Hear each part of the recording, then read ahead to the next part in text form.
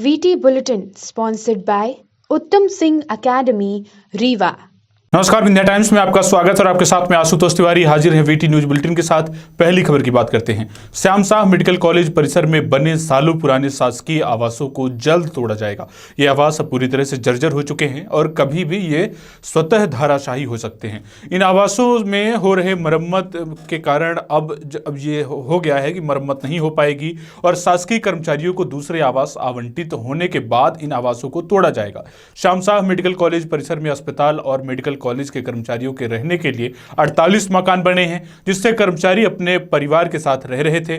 ये आवास काफी पुराने हो गए हैं, जिसकी वजह से ये जर्जर होकर अब कभी भी गिर सकते हैं। मेडिकल कॉलेज के डीन के निर्देश पर पीडब्ल्यूडी विभाग ने इस आवासों को निरीक्षण किया था और जिसमें यह बात सामने आई थी कि अब इन आवासों की मरम्मत नहीं की जा सकती, जिसके बाद अब यह फैसला लिया गया है कि यह रहते वाले 29 कर्मचारी व परिवार को अन्य शासकीय आवासों में शिफ्ट कर दिया जाए। मेडिकल कॉलेज के डीन द्वारा कमिश्नर रीवा से बात कर अन्य शासकीय आवास कर्मचारियों के लिए आवंटित करने के लिए बात की गई है। आवास आवंटित होने व ये मकान खाली होने के बाद इन्हें गिराने की कार्यवाही की जाएगी। इस वजह से मेडिकल कॉलेज के 48 कर्मचारियों के परिवार बेघर हो गया है और वो आवास के लिए भटक रहे हैं, जिसमें से कर्मचारी कुछ गाँव चले गए हैं और कुछ इधर उधर नए भवन की तलाश में अभी भी भटक रहे हैं। कर्मचारियों की माने तो परिसर से बाहर किराए का भवन लेकर रहने की उनकी हिम्मत नहीं है। आर्थिक रूप से वो बेहद कमजोर हैं। जिला कलेक्टर इलैया राजा टी और अपर कलेक्टर को विंध्य व्यापारी महासंघ के द्वारा के अध्यक्ष नरेश काली के नेतृत्व में ज्ञापन सौंपा गया, जिसमें बताया गया कि विगत कुछ दिनों से नगर निगम और पुलिस प्रशासन की टीम के द्वारा व्यापारियों को अतिक्रमण के नाम पर अनावश्यक चालान किया जा रहा है। जो दुकानें पुराने बाजार में संचालित होती हैं, जहां पर अतिक्रमण के नाम पर शासन परेशान करता है, नगर निगम और पुलिस के 30-40 लोग आते हैं, जिससे पूरे बाजार में अफरा तफरी एवं दहशत का माहौल बन जाता है, मानो व्यापारियों द्वारा किसी प्रकार का अपराध किया जा रहा हो। 40-50 साल से बाजार उसी तरह से व्यवस्थित चल रहा है। हमारा सब्जी मंडी पुराना हाट बाजार, जहां से सिर्फ साइकिल एवं पैदल आवागमन है और कार, ऑटो व बड़े वाहन का आवागमन नहीं है और आवागमन किसी भी प्रकार से बाधित नहीं होता है, फिर भी नगर निगम एवं पुलिस कर्मचारियों के द्वारा 1000, 2000, 3000 का आकस्मिक चालान किया जा रहा है एवं अभद्रता से पेश आया जा रहा है। ज्ञापन के माध्यम से सब पर रोक लगाकर व्यापारियों के हित का ध्यान देकर सबको पूर्ण स्वस्थ चित्त मन से व्यापार करने का निवेदन किया गया है। रीवा के केंद्रीय जेल में बंद 3 बंदियों का आपस में विवाद हो गया है। एक दूसरे की पिटाई के साथ ही ब्लेड से हमला कर दिया गया, जिसमें एक बंदी घायल हो गया, जिसके बाद जेल प्रबंधन ने मामले को शांत कराते हुए घायलों का इलाज कराया। साथ ही इस घटना की अमैया थाने में शिकायत दर्ज कराई गई है, जिसके बाद पुलिस मामले की जांच कर रही है। तीनों ही बंदी इंदौर जेल से रीवा शिफ्ट किए गए थे।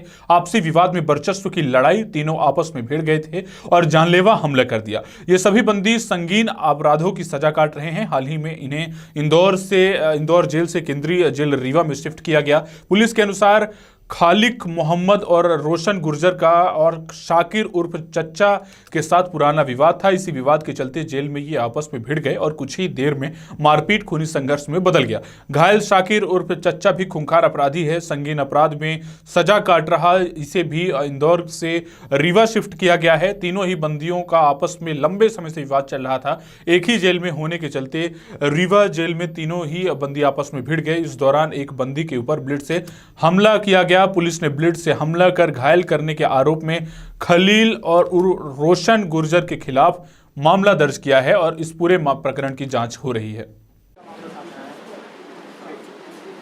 ये जेल से थाना मैया को एक आवेदन पत्र प्राप्त हुआ था कि इस तरह की मारपीट हुई है। उस मारपीट का एक के संबंध में जेल से जानकारी ली गई, फिर जेल से एमएलसी बुलाई गई। एमएलसी के आधार पर उसमें 323 और 294 और 324 का प्रकरण पंजीबद्ध किया जा रहा है 2 लोगों के विरुद्ध। और इसमें जो मारपीट की गई है, ये खालिक मोहम्मद और रोशन गुर्जर, इन 2 लोगों ने शाकिर उर्फ चच्चा के साथ मारपीट की है। तीनों ये अपराधी जो जेल में बंद है रीवा में, ये सारे के सारे इंदौर जेल से यहाँ पर ट्रांसफ़र पे आए हैं।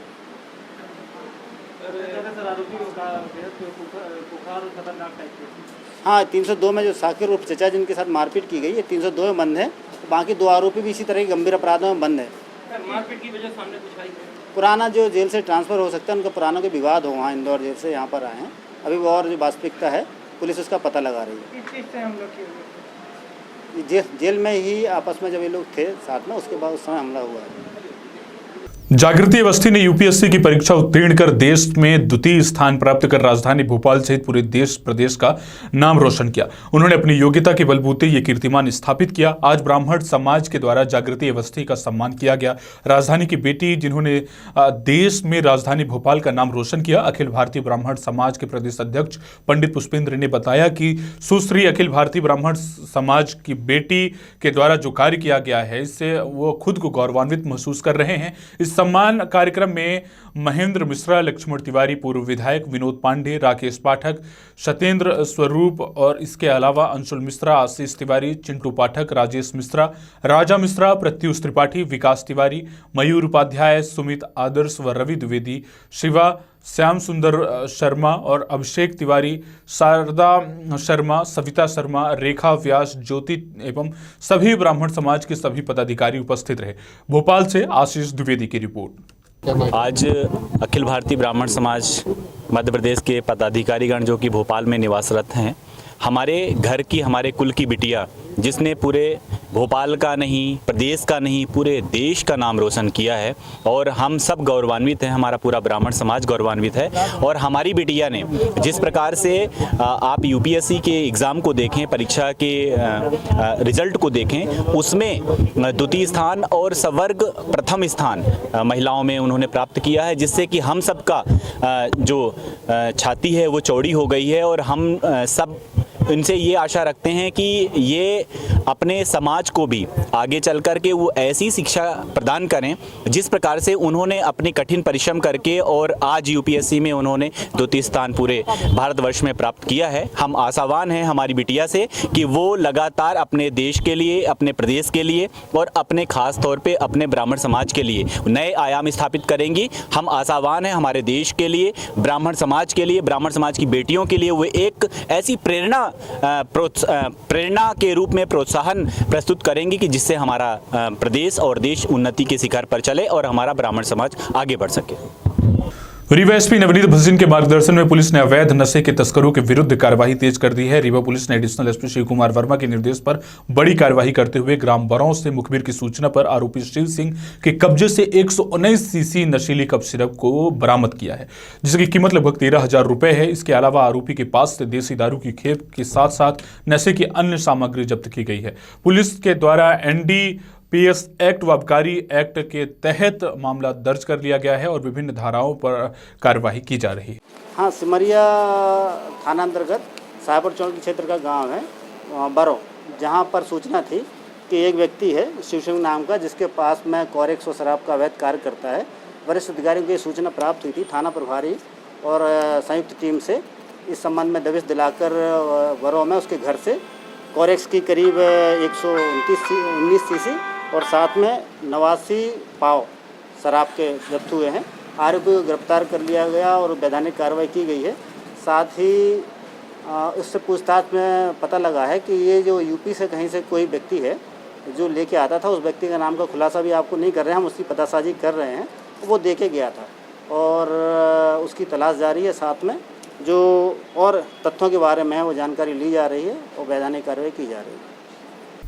रीवा में चोरी की घटनाओं में इजाफा देखने को मिल रहा है। शहर में चोरी की वारदात बढ़ गई है। एक बार फिर से चोरहटा थाना अंतर्गत चोरों ने सोने चांदी की दुकान को अपना निशाना बनाया और दुकान में रखा सोने व चांदी के आभूषण को लेकर चंपत हो गए। पुलिस मामले की जांच कर रही है। दुकानदार किसी जरूरी काम से 10 दिनों तक शहर से बाहर थे।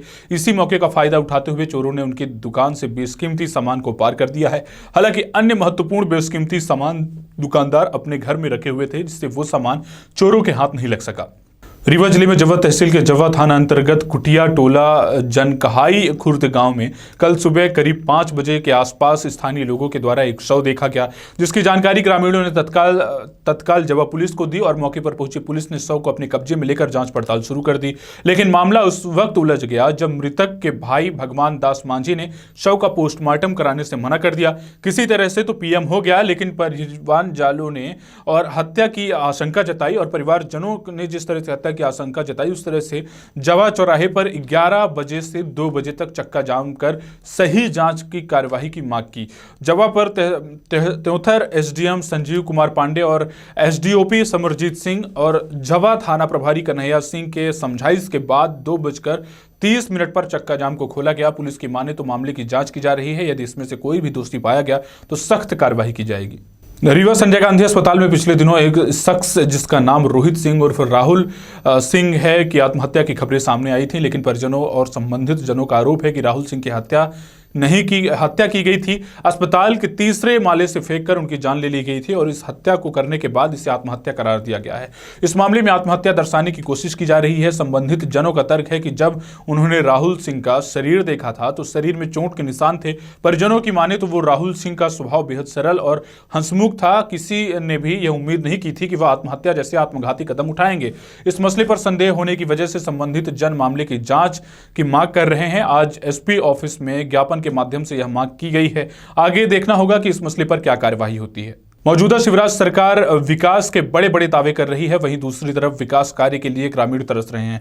शिवराज के राज में भांजे एवं भांजिया रेल पटरी में चलकर विद्यालय पहुंच रहे हैं। सड़क समस्या को लेकर ग्रामीणों ने कई बार सांसद, विधायक और प्रतिपक्ष के नेताओं पर तक अपनी गुहार लगा चुके हैं, लेकिन आज़ादी के 76 साल बाद भी ग्रामीणों को, छात्रों को पहुंच मार्ग नहीं मिल पाया है। आज हम ऐसे ही एक गांव की बात कर रहे हैं जहां लोग, बच्चे, महिलाएं स्कूल, अस्पताल, बाजार, चौराहा तक जाने के लिए जोखिम में डालकर कार्य करने को मजबूर हैं। और हाल ही में कुसमी ब्लॉक के ग्राम पंचायत शंकरपुर भदौरा, जहां पर स्कूल, मेडिकल, बाजार, हाट जाने के लिए किसी भी प्रकार का पहुंच मार्ग, सड़क नहीं है। यहाँ पर सभी बच्चे रेल की पटरी पर चलकर स्कूल जाते हैं, जो कटनी, सिंगरौली, चौपन जाने के लिए मुख्य मार्ग है, जिस पर ट्रेन का आना जाना दिन भर लगा रहता है। ऐसे में बच्चों और महिलाओं, बुजुर्ग के साथ असमय कोई बड़ी घटना हो सकती है। बीते साल कई ऐसी समस्याएं हुई हैं जिसमें एम्बुलेंस गांव तक नहीं पहुंची और स्वास्थ्य सुविधा न मिलने से कई लोगों की जानें इस गांव से चली गई। जो गर्मी के दिनों में इस प्रकार से गुजारा चल रहा था, लेकिन बरसात के दिनों में शंकरपुर से भदौरा जाना मुश्किल हो जाता है। अधिकारी और कर्मचारी जिनकी ड्यूटी शंकरपुर ग्राम पंचायत में लगा दी जाती है, कीचड़ युक्त गली से जाने पर कतराते देखे जाते हैं और विभागीय अधिकारी, कर्मचारी रोड न होने से परेशान देखे जाते हैं। वहीं टीकाकरण में भी रोड न होने का प्रभाव पड़ा था और इस वजह से समस्याओं काफ़ी हुई थी और ग्रामीणों ने सांसद, विधायक एवं जिला कलेक्टर का ध्यान आकृष्ट कराते हुए रोड की मांग भी की थी। सीधी से अभिलाष मिश्रा की रिपोर्ट। जहां प्रदेश सरकार के मुखिया के निर्देश पर जिला प्रशासन और पुलिस प्रशासन ने मिलकर शहडोल जिले के कई दिग्गज माफियाओं पर कार्यवाही की, जिसकी प्रशंसा आज प्रदेश के मुखिया ने वीडियो कॉन्फ्रेंस में किया। पर आज शहडोल जिले में सफेद चोला पहनकर ग्राम पंचायतों में सरपंच और सचिव की मिली भगत शासन को चुना लगाने का कार्य कर रहे हैं और वहीं शाम होते ही जेसीबी मशीन लगाकर अवैध खुदाई कराई जा रही है। फर्जी बिल लगाकर शासन को लाखों का चूना लगा रहे हैं, जिसका एक नजारा ग्राम पंचायत बिछिया में देखने को मिला। इस अवैध उत्खनन की जानकारी पुलिस विभाग से लेकर जिला प्रशासन को भी दी गई, शायद किसी ने ध्यान नहीं दिया और खुलेआम भ्रष्टाचार होते रहे। आखिरकार कहीं न कहीं शासन को नुकसान का सामना करना पड़ रहा है और इस अवैध खनन में अधिकारियों पर भी प्रश्न चिन्ह लगता है। अगर जिला प्रशासन ने जल्द इन मामलों को संज्ञान में नहीं लिया तो पर्यावरण को तो नुकसान होगा ही और प्रशासन को भी भारी नुकसान का सामना करना पड़ेगा। नहीं, देख लेता हूँ, लेबर देख मैं ये कह रहा हूँ कि जो कांजी हाउस बना था ये अभी तक अधूरा क्यों पड़ा है? बता रहा हूँ ना सर, कैसे अधूरा है, लेकिन थोड़ा उसका पेमेंट पूरा निकल गया है। जो सरपंच है, पंचायत भवन है, वो भी 10 साल से अधूरा पड़ा हुआ है। ये पंचायत का पता नहीं है, इसका सबका पेमेंट हो गया, ये कैसा अधूरा पड़ा है? क्या है? मैं आपको बता रहा हूँ सर, 2 मिनट, थोड़ा 2 मिनट समय दीजिए, 2 मिनट। नहीं, मेरा ये कहना, ग्लेबर रोड अभी आपके यहाँ बनाया जा रहा है, जो पहले काली मिट्टी डाली गई थी, फिर इसके बाद में अभी बनाया जा रहा है रोड को और उसमें ग्लेबर डाला जा रहा है। ग्लेबर कहाँ से लाया जा रहा है? पूरी पहाड़ी को पूरी तरह से खोद दिया गया और ला करके ग्लेबर डाला जा रहा है। इस पर क्या कहना आपका? कहाँ पे पहाड़ी? ये पहाड़ी लुकामपुर के पास। नहीं, आप यहाँ के सरपंच हैं, गाँव के सरपंच हैं?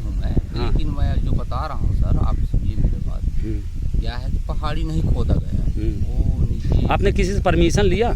वो निजी पट्टे का क्या है कि वो अपना खेत बनवा रहा है। अच्छा, ये बताइए, आपने किसी से परमिशन लिया इसके लिए, ग्लेबर के लिए?